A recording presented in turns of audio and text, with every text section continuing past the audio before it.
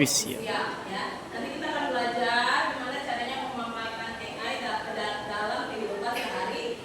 Oke, sebelumnya kita berdoa dulu. Silakan kepada Ananda Safik untuk memimpin doanya. Bersiap. Siap. Sebelum mengawali kegiatan alangkah baiknya berdoa dimulai.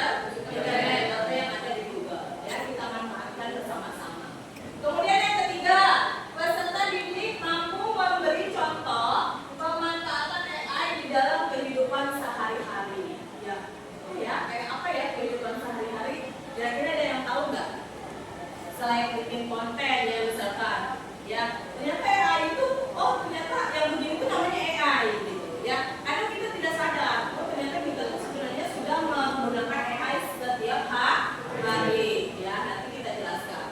Kemudian yang keempat, peserta didik mampu menggunakan 2 sampai 3 perangkat AI, ya. Sederhana, AI sederhana untuk membantu tugas sekolah. Pernah menggunakan tugas sekolah? Pernah. Apa? Cari jawaban? Iya. Iya. Selain cari jawaban, apa lagi? Biasanya?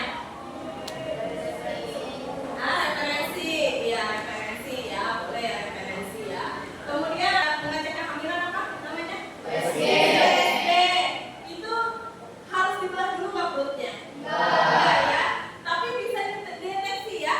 Bisa. Oleh apa? Oleh alat ya, alat untuk USG. Akhirnya bisa ketahuan dan bisa tampil di dalam monitor. Oh iya, anaknya perempuan, ya, atau laki. Bisa ya mendeteksi jenis kelamin tanpa harus operasi dulu, ya. Jadi sudah ketahuan. Atau misalkan contohnya kayak robot. Jadi karyawannya hanya ada beberapa aja, ya.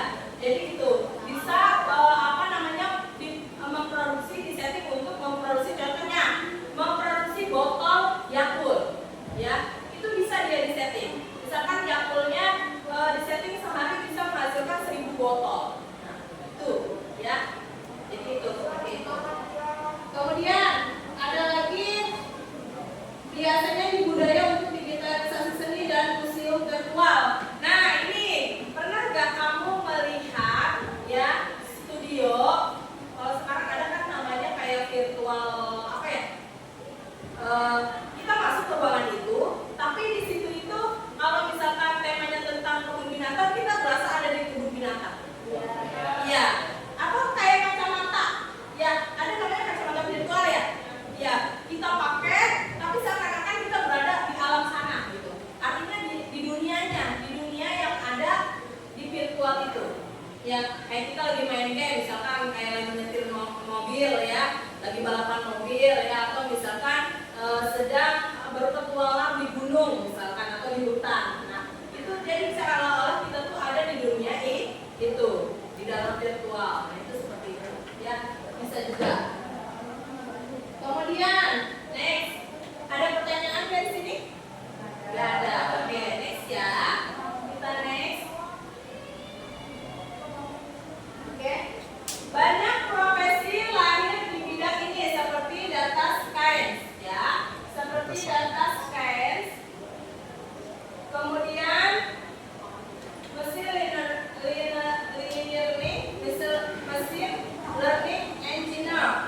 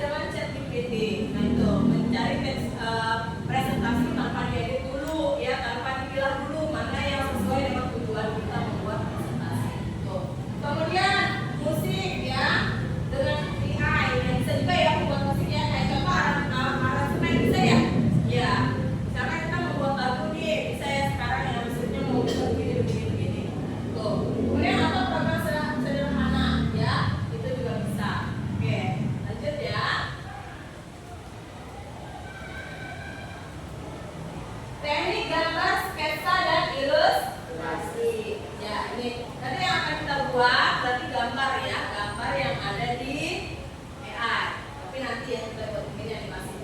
Satu, nih. Ini pertanyaan romantik. Pernahkah kamu sadar bahwa AI sering kita pakai sehari-hari? Ya, pernah nggak memakai AI? Pernah, tapi kita kadang nggak sadar. Ya, apa sih AI? Kayak apa sih? Ya, ternyata pas kalau sudah tahu, oh seperti itu. Gitu. Ya, nanti kita tonton videonya bareng-bareng. Kemudian dua, menurutmu apa keuntungan memakai AI untuk membantu pekerjaan manusia? Ya, ada untungnya nggak? Ada. Pekerjaan menjadi jauh lebih mudah. Kita juga bisa mencari referensi yang lebih baik lagi. Ya, jadi banyak referensi yang bukan hanya satu. Kemudian yang ketiga, bagaimana caranya kita sebagai siswa bisa berkolaborasi dengan AI dalam belajar atau berkarya. Nah itu gimana caranya? Berarti yaitu dengan memanfaatkan AI. Ya itu di dalam bisa kalau kita kan siswa berarti di dalam dunia pendidikan dilihat dan dicermati ya. Tidak hanya di bidang yang kita berikan pada teknologi, tapi juga di sektor-sektor seperti pertanian dan hiburan. Namun, pasti orang yang menganggap artificial intelligence atau AI dan machine learning sebagai hal yang futuristik, imajinatif, dan tidak nyata. AI hanya ada di film-film science fiction seperti Terminator atau Iron Man. Survei Mozilla menemukan dari 66.800 responden di seluruh dunia, hanya sekitar 10% yang salah paham tentang AI, sementara 32% mengaku merasa khawatir dengan kehadiran AI. Nah, padahal contoh penerapan AI saat ini bisa kita temui dalam kehidupan sehari-hari. Setidaknya ada 10 contoh penerapan AI dalam aktivitas sehari-hari, mulai dari saat kita bangun diri. 1. Membuka ponsel atau smartphone. Salah satu hal pertama yang dilakukan banyak orang di pagi hari adalah membuka ponselnya. Nah, ketika kita membuka smartphone dengan biometrik, misalnya Face ID, kita sedang menggunakan AI. Contohnya, fitur Face ID yang ada di belakang layar luar Apple. 2. Media sosial. Membuat animasi, misalkan menggunakan AI, kira-kira bisa nggak ya membuat animasi di AI? Nah, sekarang diklik aja di Google, cari foto, download foto, bisa nggak? Ya, foto aja. Misalkan foto artis kesayangan kamu siapa? Ya, cari aja satu. Ya, buka tab baru aja di samping ini. Nah, di sini coba diklik. Nah, di sini klik. Nah, oke. Download foto satu ya. Nanti ada foto, diklik dulu fotonya. Terus klik kanan, save image ya. Bisa save image atau simpan sebagai. Disimpan aja. Nah, ambil aja satu. Amanda Manopo. Kemudian diperintahinnya apa? Yang keras lah bacanya. Keluarkan karakter cibi dengan memakai kacamata, menggunakan selama semacam berwarna putih, dan berwarna hitam, dan seadanya. Oke, kemudian outputnya jadi ada topinya. Iya. Kalau misalkan topinya dibuat ke depan, bisa perintahin lagi. Bisa contoh diketik lagi. Rubah topinya menghadap ke depan. Ya. Dan rambutnya berwarna panjang. Nah, misalkan kita enter dulu, kita lihat dulu hasilnya seperti apa. Nah, itu yang di papan udah ya, yang di papan seperti itu jadinya. Jadi tadi kan si Raffi Ahmad ya. Nah, tadi kan Raffi Ahmad seperti ini. Nah, oke. Nah, Raffi Ahmad tadi seperti ini kan ya. Foto, kemudian kita buat promnya, hasilnya seperti ini. Nah, sudah jadi.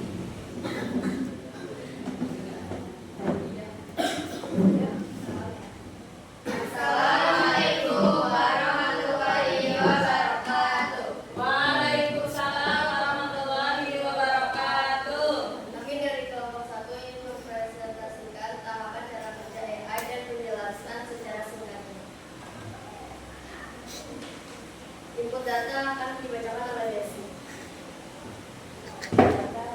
Data 48 seks angka dimasukkan ke sistem AI. Terus cara training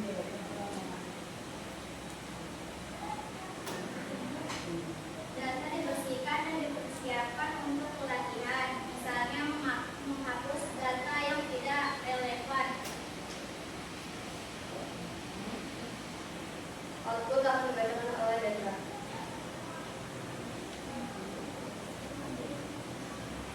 Setelah model dilatih, model akan menghasilkan output berdasarkan data baru seperti klasifikasi atau prediksi angka.